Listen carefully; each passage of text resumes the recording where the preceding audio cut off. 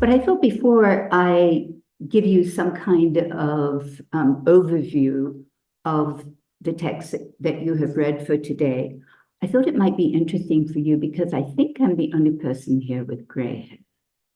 So I've got a big head start on all of you in terms of Muslim women, Arab women, and I thought it might be interesting to contextualize my work that you now know some of in my own journey to Islamic feminism. So briefly, when I finished my DPhil, which is what it's called in Oxford, my PhD, in 1980, I was briefly a freelance journalist in London for two papers. One was the kind of Arab Vogue, Bilqis, and the other was the Middle East. And I was sent to Lebanon as just to cover Arab and Lebanese women writers. Now, by 1980, I had spent a lot of time dealing with modern Arabic literature, and sort of shame on me, but maybe shame on my professors. I really didn't think that there were more than two Arab women who were writing. So Colette Khoury and Leila Baalbaki. And so they were paying my way. So I'd go to Beirut and it's like, this is going to be easy. There won't be much. So there were more than two women writers, and of course, all writing on the Civil War. And so I then turned from my PhD project, which was on a very canonical Egyptian writer, Yahya Haki, to looking at women. And so in 1983, I was invited to Saudi Arabia. It was part of a tour, a kind of tour of, I guess, it would be Asia. Yeah. So for about 2 months with my husband, we were going from university to university, centers all over the place. And we started in Saudi Arabia. And I had gone with the same impression that most people have when they think about Muslim women, and particularly in Saudi Arabia. It's like, oh my God, these poor oppressed women, and they are, they can't go out into the streets unless they're totally covered, and the segregation is just terribly oppressive. Well, I wasn't in Saudi for very long, but started in Jeddah, then went to Riyadh, and then went to Dhahran. And wherever I went, I was with the most powerful women who kind of blew me away. And I was really excited by the writers that I met, by women bankers, and of course, what you quickly learn when you go to Saudi Arabia is that women have to be powerful because in a totally segregated society, they are in charge of the banks and the hospitals and the malls, and the places where women go are run by women. So I'm all excited about it. And the next stop is Lahore, Pakistan. And so I'm just full of Saudi Arabia and how wonderful these women are and how powerful. And I'm in a law club, men and women, women, most of them not wearing the dupatta, so very, what would you call it? Very non-Saudi, to avoid a pejorative adjective. So I was supposed to be talking about Muslim women, but I start talking about Saudi Arabia. Well, the reception was extremely poor. And how could I possibly say that women who blah, blah, blah were powerful? So that was really interesting to me because we have, of course, the notion of Muslim women being oppressed by the notion comes from Westerners, from people who are not Muslim, and indeed from inside the Muslim community. So in Lahore, I was told, I was quite junior at that point, I was told that was absolutely wrong. So so that was a lesson as well. Anyway, the trip continued, and I ended up not praising Saudi women as much as I had in Lahore. So I then became really interested in feminism, in Muslim women as feminists, even though I totally understand that many of the women that I have called feminist over the years, so I have a number of books where I deal with empowered Muslim women where I refer to them as feminists. So I was invited to give a talk on modern Arabic literature, women's literature, but always from a secular perspective when I was going back to Oxford, because at that time, during the 1980s, the study of modern Arabic literature was resolutely secular, because, it's a kind of leftover Enlightenment, leftover religion is superstition. So I was invited to give this talk, and I decided, because I was quite enamored of a book that I was reading, I thought, well, I'm going to talk about this. So this was Zainab al-Ghazali, her prison memoirs. It's Ayam min Hayati, Days from My Life. And it was the most extraordinary text, because here is a woman who's an Islamist who has written her prison memoirs where she presents her body as this kind of sacred, sacralized body that converts her jailers. She calls them Zabaniya, who are the angels of death, of hell.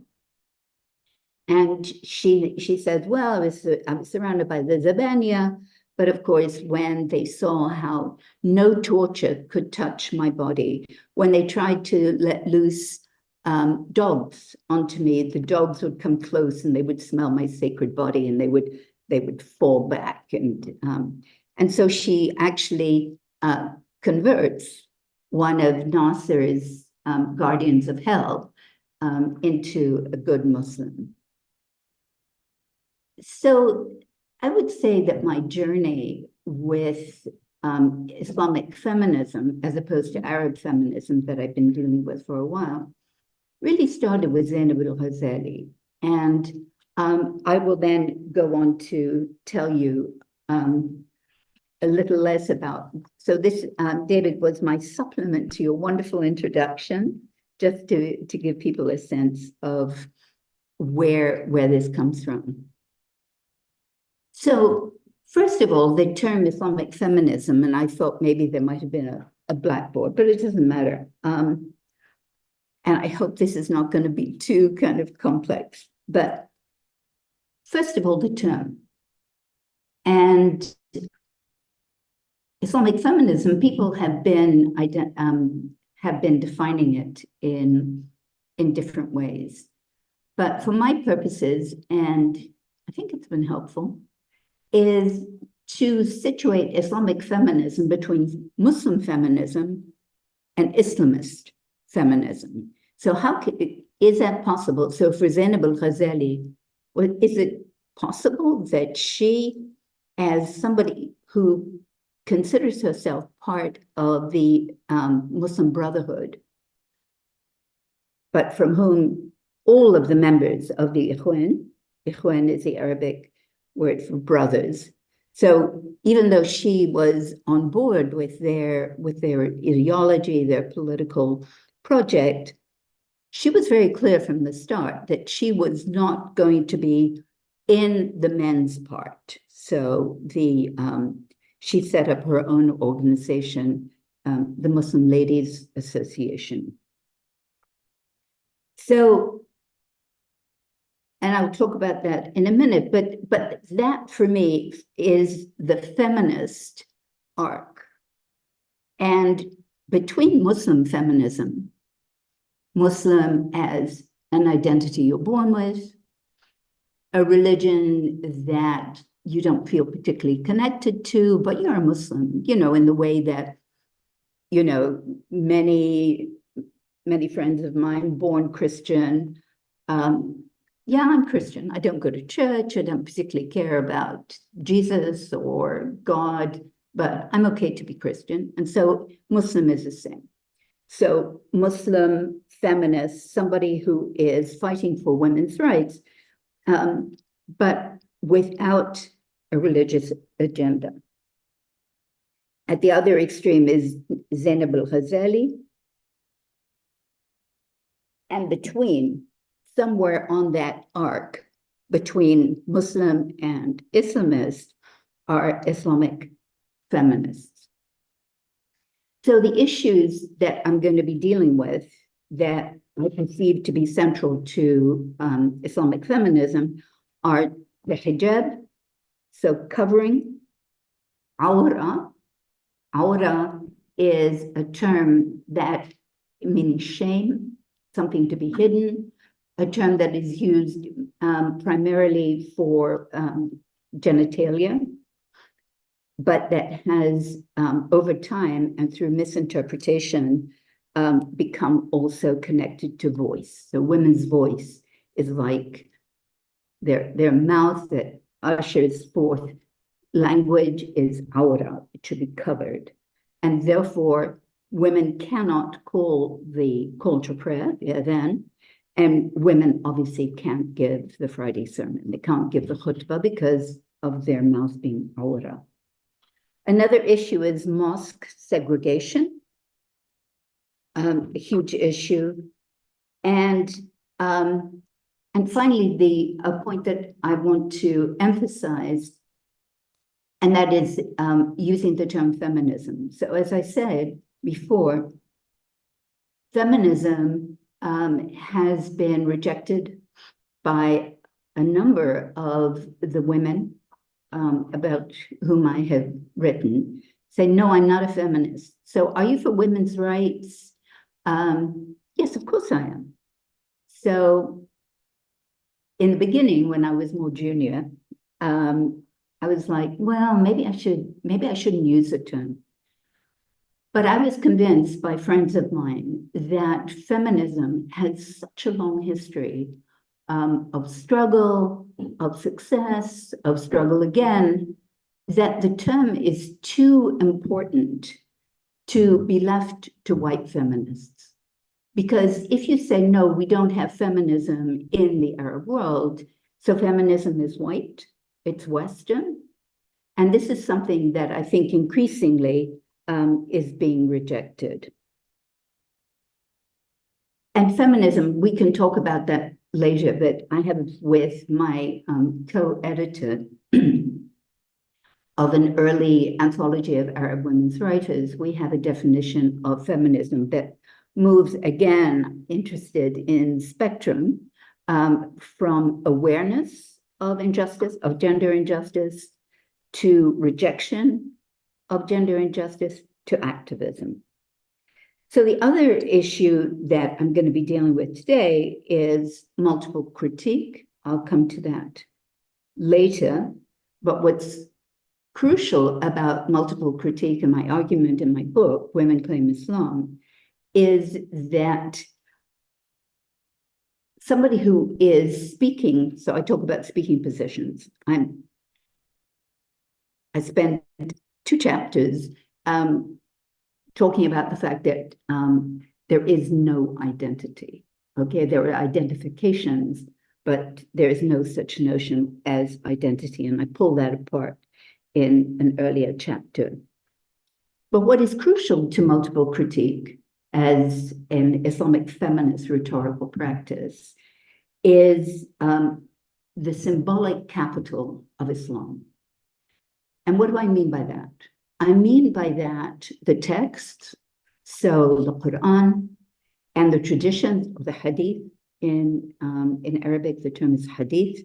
So these are the reported actions and words of the Prophet Muhammad, so from the 7th century, that have come down to us today through what is called an isnad, or that is a chain of authorities that goes back to somebody who was a close companion, and companion is capital C, a close companion of the Prophet. So whatever that person says the Prophet said, or whatever that person says the Prophet did, have become traditions that Muslims are supposed to follow.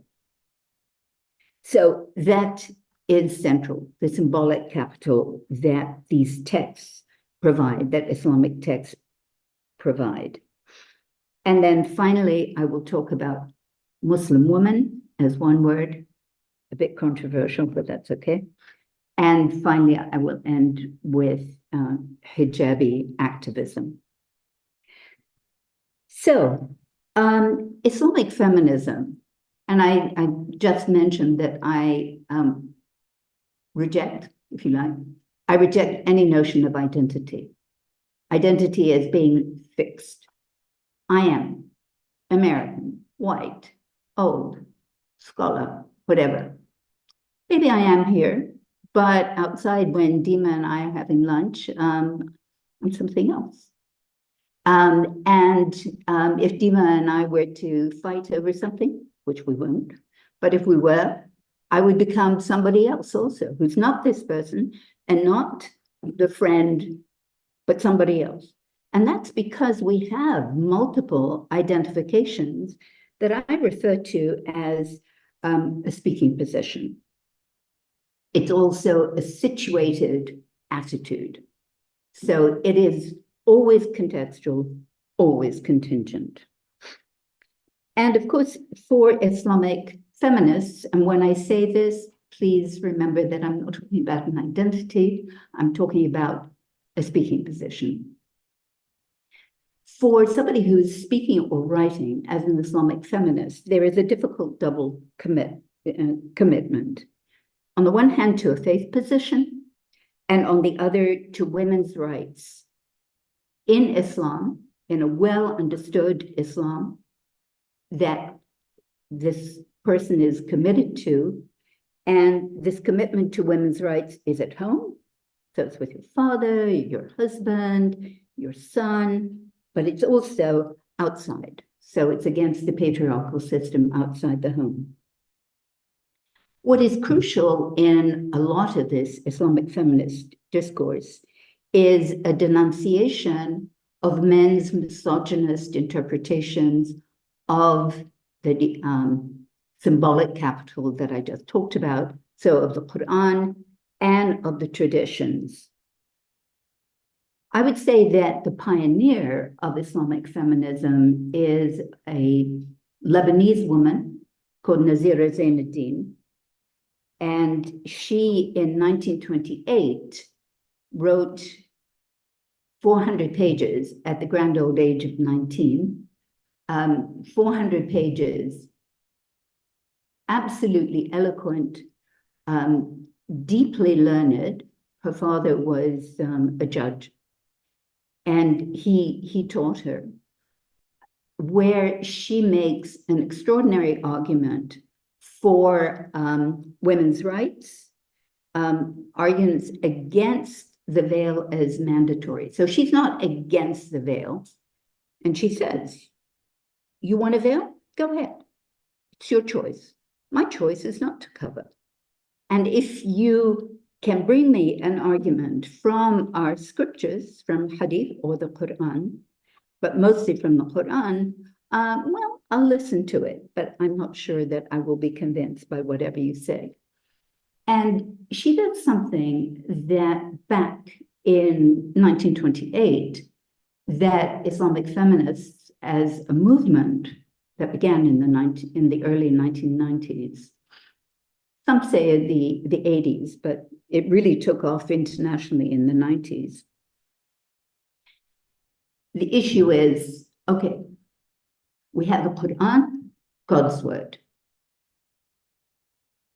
This is God's direct revelation to Muhammad. The traditions, Muhammad is a man.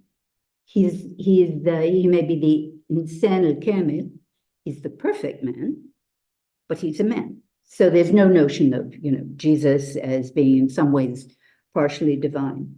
And so the argument that she makes in anticipation, 70 years later, of a movement that takes off, that does not pay her the respect and honor that she deserves. So I wrote a book about it to make sure that people knew about her.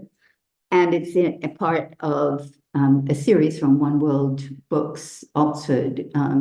So I was asked to write this book, and it's in a series called Makers of the Muslim World.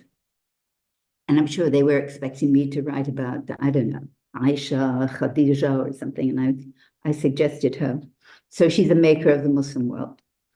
So she says what others later then said is, if you look at the Quran about the veil, for example, and you look at the traditions, if the traditions contradict what's in the Quran, it's God's word. So, God's word, forgive the word, trumps. God's word will trump a human word. So this was an argument that was taken up by others. So what a number of these Islamic feminist writers, because my work is primarily in cultural studies with a focus on literature. So the two areas where women have, or Islamic feminist writers have really taken on the sources of oppression and marginalization and disappearing of women's voices is historiography and hermeneutics. And so what they're saying is, particularly in those two areas, we have to dig deep into these texts, and we have to look at the ways in which either women were disappeared from the record, or we have to look at the way in which hermeneutics, so the interpreters, misogynist interpreters, have looked at verses in the Quran that are about women and interpreted them in negative ways. And central to Islamic feminism as a movement is networking. So you may have read that what has become really important, particularly in this very different world that we're living in, where we are instantly connected everywhere and at once, is the possibility of crossing borders, living transnationally with, from America to Saudi Arabia, to Syria, to Malaysia, to Myanmar, and what these collectivities of resistance do, and how threatening it can be to live in this form of collectivity, where you may have a single goal, but then when differences of politics, ethnicity emerge, how the collectivity then is threatened. So briefly, and this is from the book, what I say is Islamic feminism is not a coherent, essential identity that emerges out of language. And that's something that I was thinking about. What is it that gives people the idea that we have a fixed identity? So it's the mother tongue. So I have a chapter on that. It's the place that you're born. I was born in Syria, And so this is part of my essential identity. Community, religion, gender. So it is a contingent, contextually determined strategic self-positioning that will change according to circumstances. So for me, what is crucial is the strategic. Always paying attention to how the people with whom I am talking, hoping to conduct some kind of activity, how are we working together? Has something happened where our single goal in the beginning is fragmenting? So, examples of Islamic feminism, and I will only give you three from three women. I was also thinking today that it might have been interesting for you to hear about my heroines. So we can talk about my heroines later, but actually I'm going to tell you about my heroines. So, of course, there's Nazira Zainadine, I've told you about her. But then Zainab al-Ghazali, so this woman whose autobiography or prison memoirs I chose to talk about in a literary seminar, much to the dismay of my host. So and I think she's a really interesting example because when I read the prison memoirs, where she, as I said, talked about her sacred body, how she, just by who she was, she converted, the angels of hell. And she also talks about her journey through torture and the obverse of the Sufi journey, the Ma'raj, for those of you who know the term, but it was Muhammad's ascent through seven heavens to talk to Allah and his negotiation with Allah. No, not 50 prayers a day. Humans can't do that. Anyway, he negotiates down to 5 prayers a day, and then God says, I mean, just go back to Jerusalem. No more. I'm not going to negotiate anymore. So anyway, that's a very sacred trope in Islam. She does it the obverse. She has 7 layers of hell, and she gets to the very bottom. And it is from there that she emerges as a saint. And so then when I met with her in Cairo in the late 1990s, and she had a salon every Monday, and she would record herself, and whenever, I talked, she'd turn it off. So I said to her, well, this is really an amazing memoir.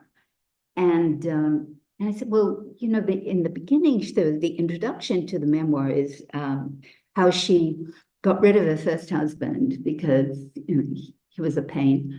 And so before she married her second husband, she said, well, there's a condition. And that is, if you interfere in my da'wah, in my mission, I'm going to divorce you. He said, well, why? Because my loyalty, above all, is to God. And so this is the loophole in Islamic feminism that I have seen again and again. If we're a good Muslim, and you're a good Muslim, then you have to understand that obviously God is the authority in our lives, not the men around us or the patriarchal system. So I said to her, well, this is pretty amazing. So it's all for the Islamic State, right? The Dawla Islamiyya, the Islamic State in Iraq and Syria achieved under Baghdadi for a short period. So I said to him, if the Islamic State is established, could you be president? She goes, first time she really thought, no, prime minister. So I said, okay, that's interesting. She then gave me her tafsir. She gave me her interpretation. Tafsir is a term for Quranic exegesis. She gave it to me, and I was so interested. So I go immediately to the chapter on women, which is chapter 4 in the Quran. And there are a number of very controversial verses there. And I was wondering how she was going to interpret them, because, here's this woman who is, so strong for women's rights.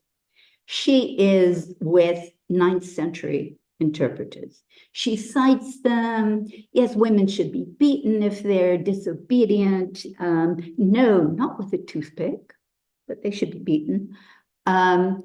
Yes, it's okay for a man to marry 4 women and he doesn't. Well, yes, he should treat them equally. So here was a perfect example of writing in a particular context, a prison memoir, as, for me, a model of how women should act. And then, on the other hand, this hermeneutical text, which is totally traditional and pretty anti-women. So the next person that I want to talk to you about is Assia Jabbar. So Assia Jabbar, Algerian historian and novelist, very famous, first non-French writer to get the Prix Goncourt in Paris. And she wrote an extraordinary book called Loin de Médine, Far from Medina, in 1991, where basically she unearths all of the women who were important in the time of Muhammad. So, from the time of the Hijra to Medina from Mecca, and who people don't know about. So she writes about them, but she also does something that she does in some of her other historical novels, including Fantasia in 1985. Is she puts imagined women Quranic interpreters in conversation with very misogynist interpreters, and she has them talk to each other. And she indicates this, as she does in her other works. The imagined woman is her words are in italics, so that you know that this is not actually a person. And the last person that I want to give you as an example is Fatima Mernissi, a Moroccan woman who is considered by some to be a pioneer of Islamic feminism, but like 60 years after Nazira Zainuddin.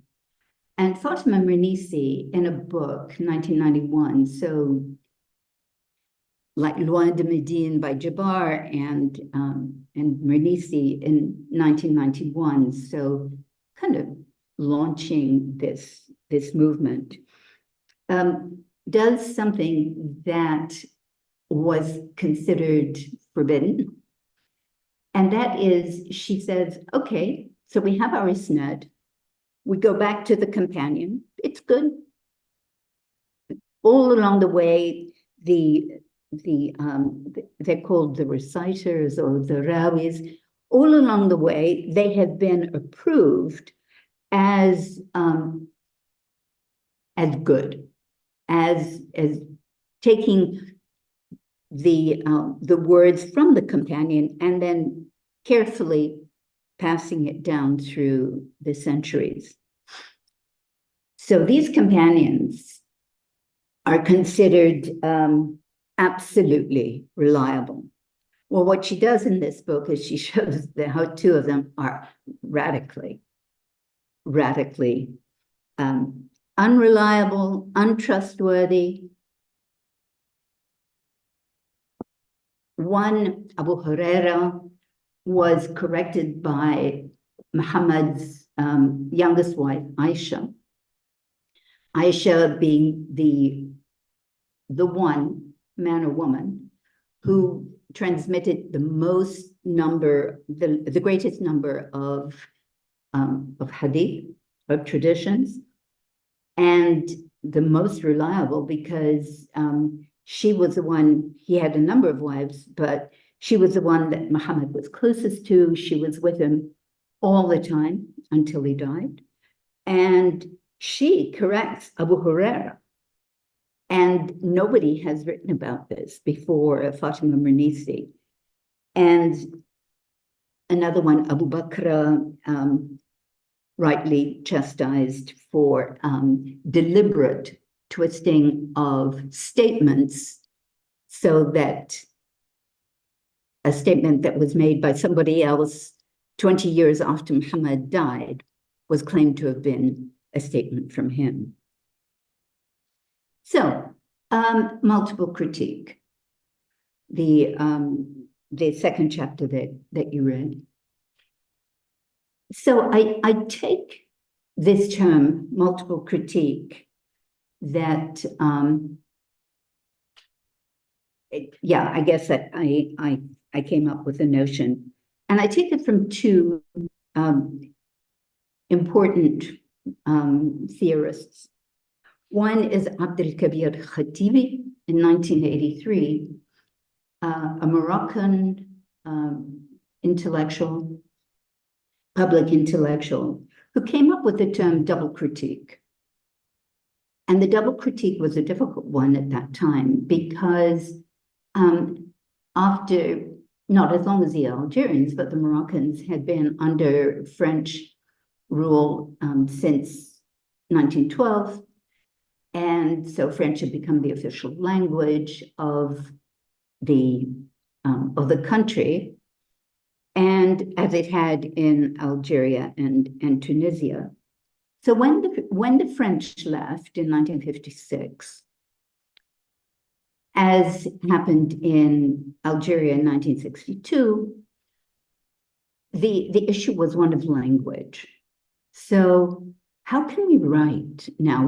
We can't write in French because that's the language of the colonial that we have kicked out.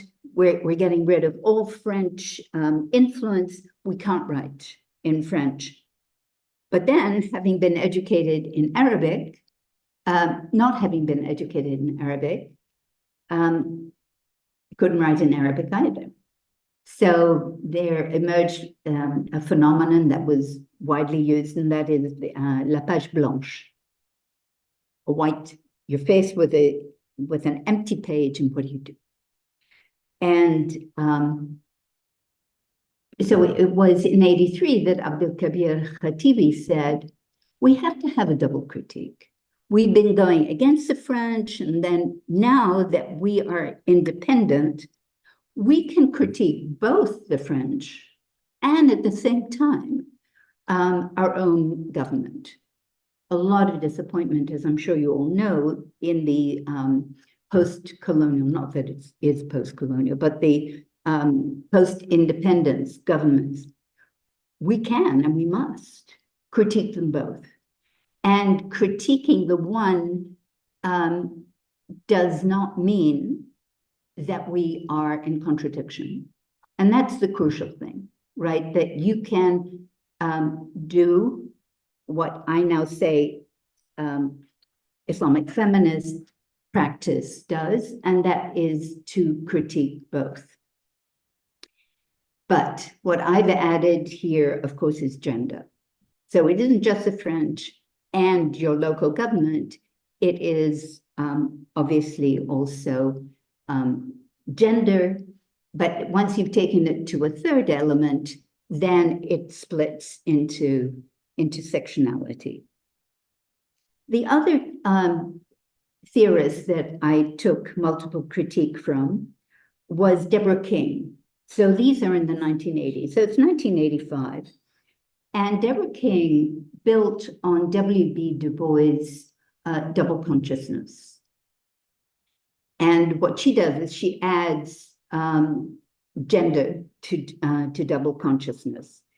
Double consciousness for W.B. Du Bois, of course, is I know how you see me, but you don't actually know me the way I know you. So I have a double consciousness, a kind of slave master Hegelian notion, right? The slave knows the master doesn't know the slave.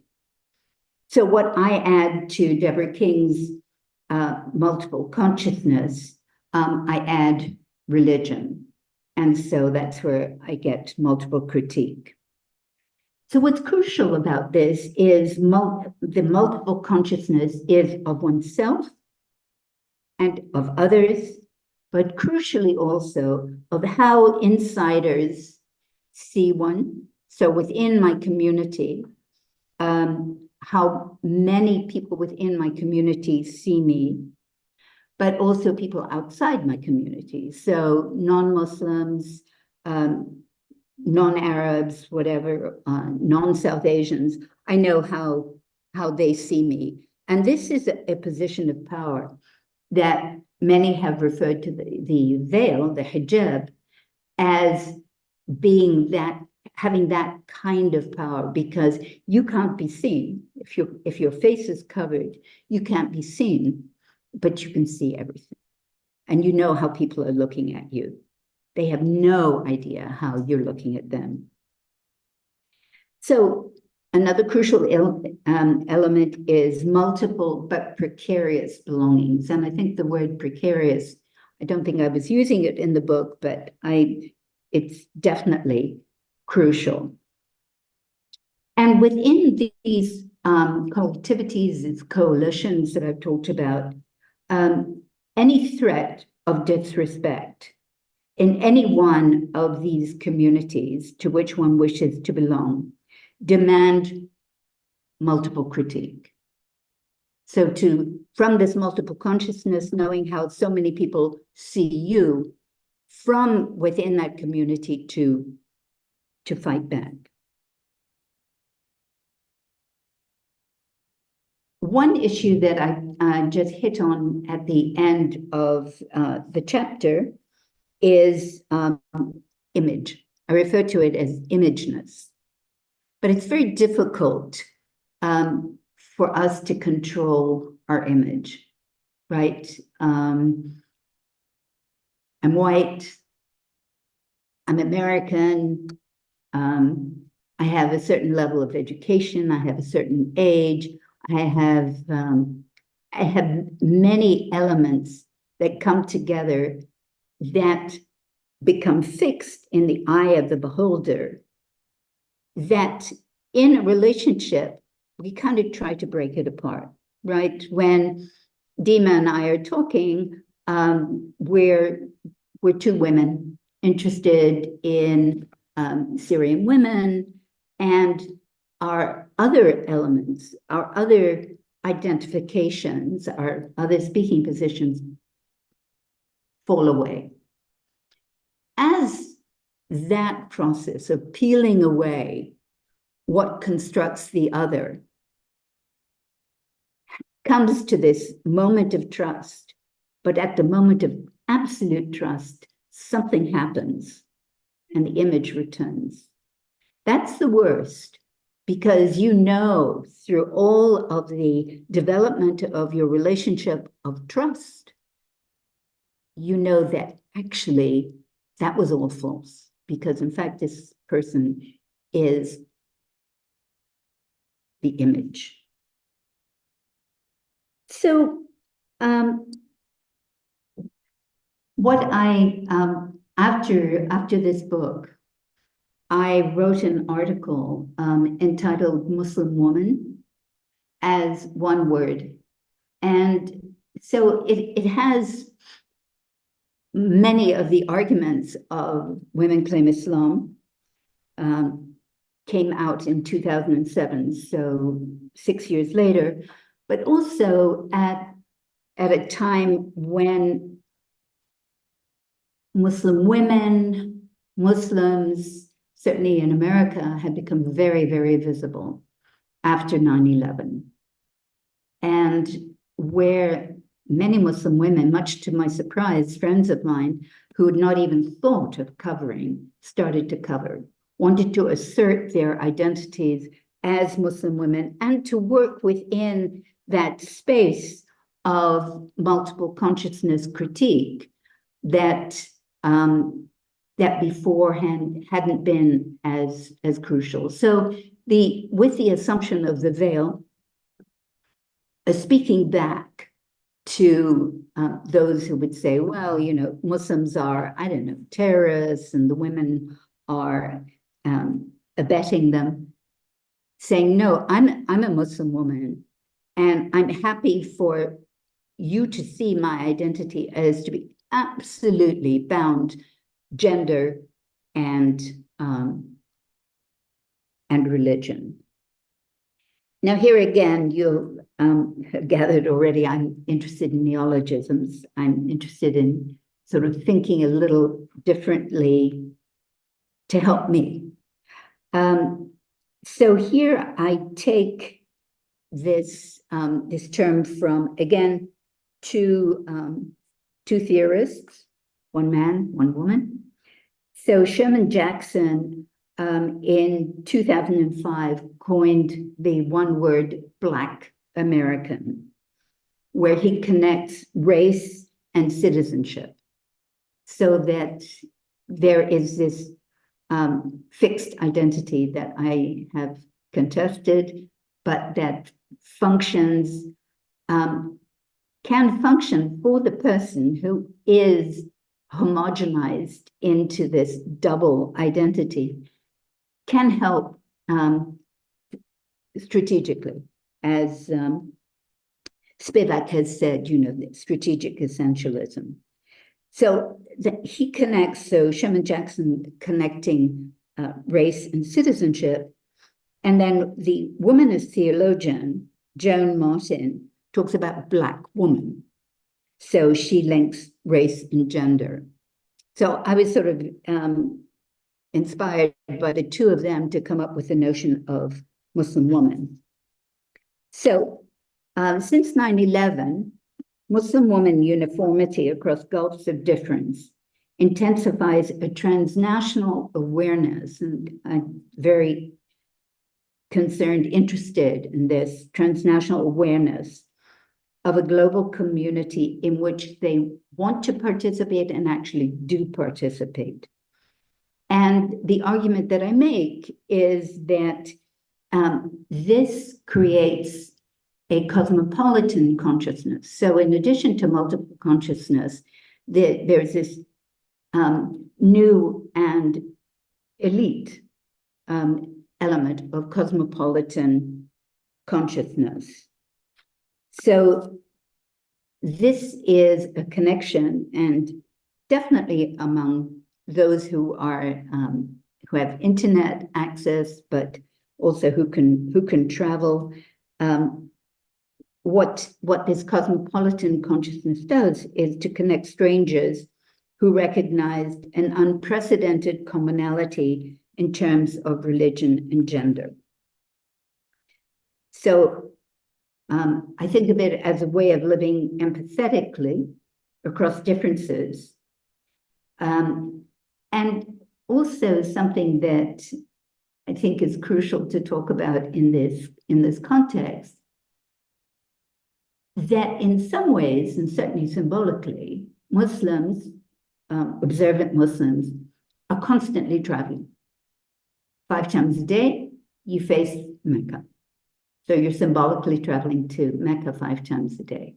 You're actually traveling, for those who, and I'm talking obviously about observant Muslims, once in your lifetime, you're expected to actually go to Mecca for the pilgrimage.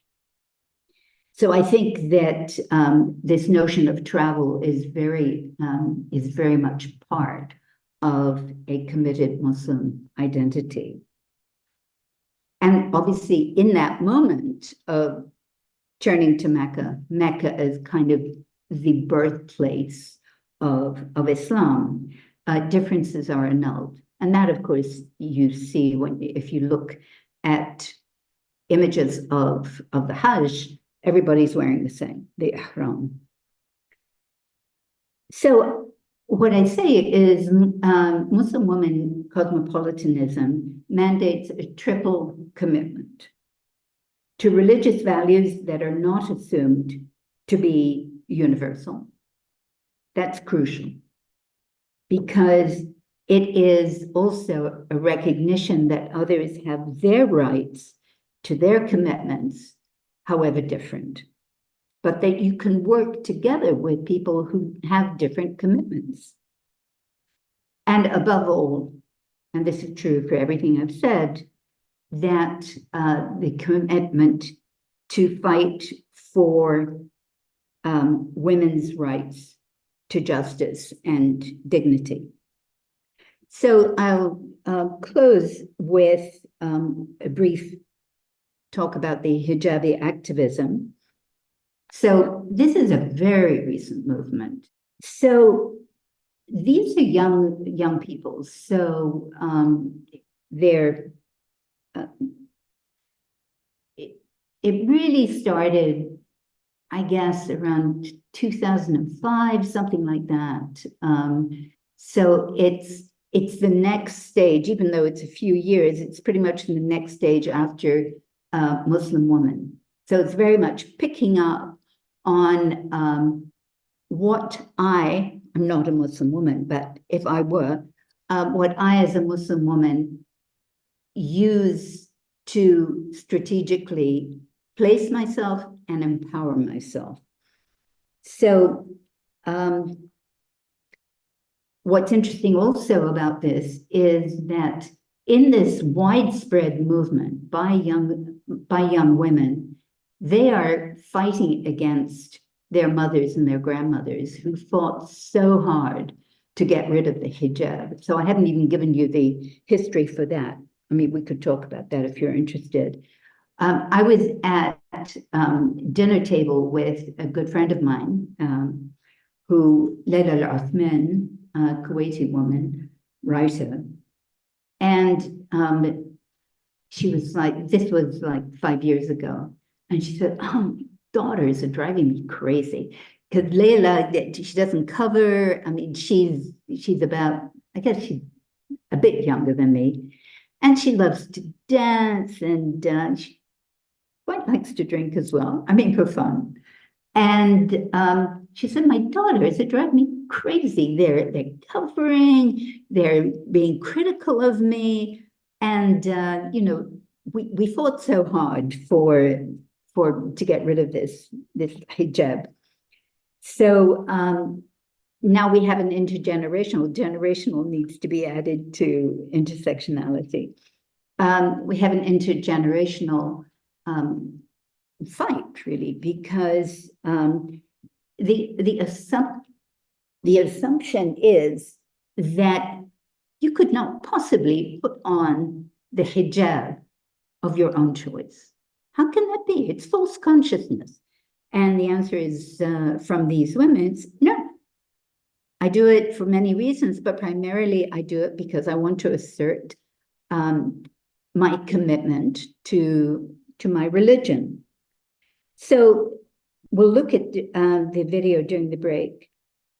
Oh, there's another one that's a little risque by her, but maybe we should do both. And if you don't like it, you could leave or something. So I thought another interesting example of a hijabi activist is Emirati Zahra Lari. She's a skater, professional skater. And at her first international competition, the authorities, I think it was in Italy, said, "Oh, take that hijab off. You know, you can't skate." And so she confronted them, and not only did her confrontation with the international skating authorities change things so that women now, if they want to cover their hair while they're skating, can now do it. And in fact, I think it's Nike, employed her to help them get some new Muslim-friendly gear, sports gear. And then there's Mohja Kaf, who's a poet, Syrian-American like Mona Haidar, who's written this wonderful poem that is entitled My Little Mosque. So I'll just read you a few lines from it. And here's Mohja. In my little mosque, there's no room for me to pray. I am turned away faithfully 5 times a day. My little mosque, so meager in resources, yet so eager to turn away a woman or a stranger. And then she writes, the only women her little mosque loves are those who, and I quote, live like 7th century Arabian women, or at least dress like pre-industrial women. And then she says, yet even for these pious women, there is at best only a cordoned off place where they can pray. And she says, my little mosque has a Persian carpet in the men's section, which you enter through a lovely classical arch. But if you want to enter the women's section, you have to go through the back alley, just past the crack junkie here, and over these fallen garbage cans. And the final group that you didn't read about, but there's a wonderful novel, punk novel, that I think some of you might find interesting, Hijabi Punks. This is a more recent phenomenon. Well, it kind of goes with hijabi activism, by Michael Muhammad Knight. And his novel is called Taqwa Course, Taqwa, piety, God-fearing. So the core, Taqwa Course. And in it, he has a woman who's wearing a niqab. So, you know, she's totally covered. And her name is, they call her Imam Rabia. So much for aura, so much for women's voices being shameful and it should be covered. She is for the punk community in which they live. She is the one who gives the khutbah. She calls to prayer. And one of the characters in the novel says, Imam Rabia knew her stuff more than any of us men. And she gave us everything she had, every stupid second of her life to Islam.